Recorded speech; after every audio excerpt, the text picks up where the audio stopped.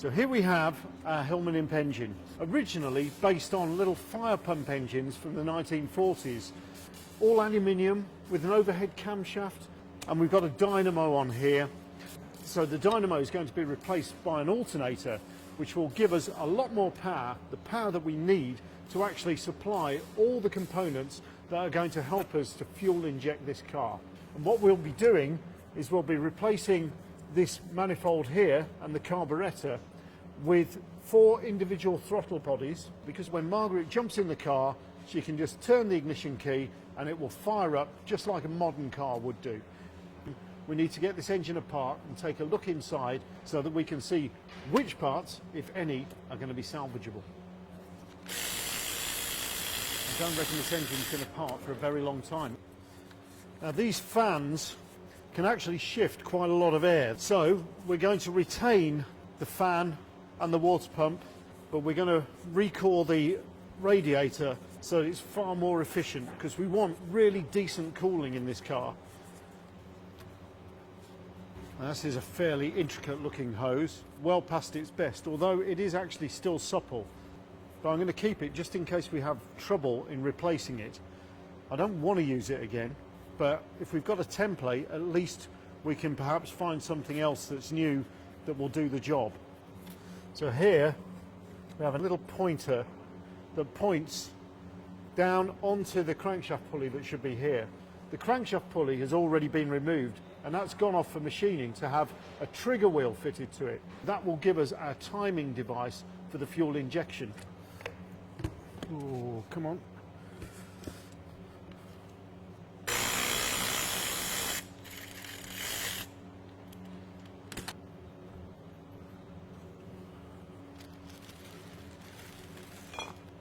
Back when I was a young lad, Hillman imps were either mum's shopping cars or little boy racer cars. I always quite liked them. I always liked a rear engine car. That's because I like a rear engine bus. Oh, that's tight. Oh, that's not actually turning. Time for some heat.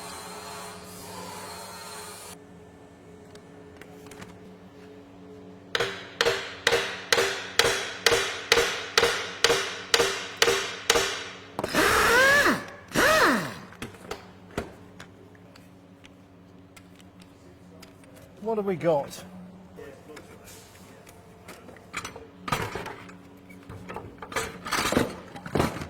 Oops, a little bit of the exhaust manifold has come off with the silencer. Just as well, we're going to replace that exhaust manifold.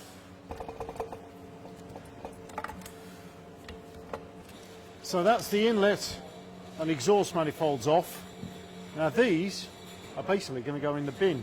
The carburettor won't be used, and this air filter won't be used. So, anybody want the imp bits? So, we're getting down to it. Going to take the cam cover off now, and then we'll be able to start removing the cylinder head.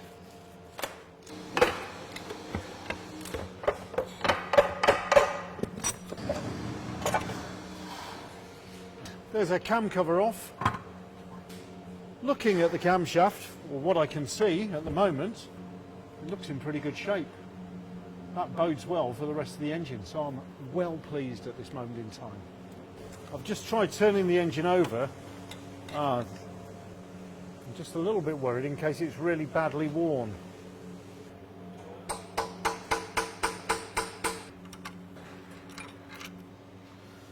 Let's get our spark plugs out as well. Right, now's for the moment of truth. Our cylinder head should just pop off with a bit of luck, and there we have it. So there's the cylinder head, and here are our waterways in here. I spy potentially another little problem. Between this surface here and the actual mating surface of the cylinder head, there should be a little bit of a step up.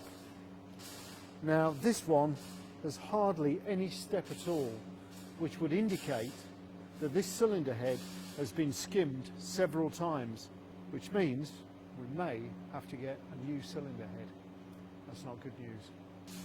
I can also see and this valve doesn't seat properly. And because these cylinder heads are not great for running on unleaded fuel, we'd need to get new valves and new valve seats.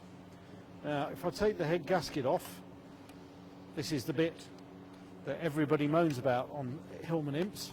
These are the open cast waterways, and they're quite furred up actually, especially around here.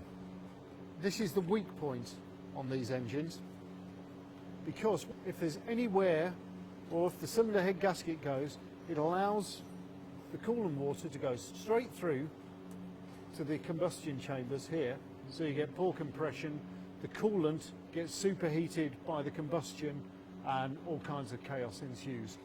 But looking at it, this head is unlikely to go again, but the block probably will.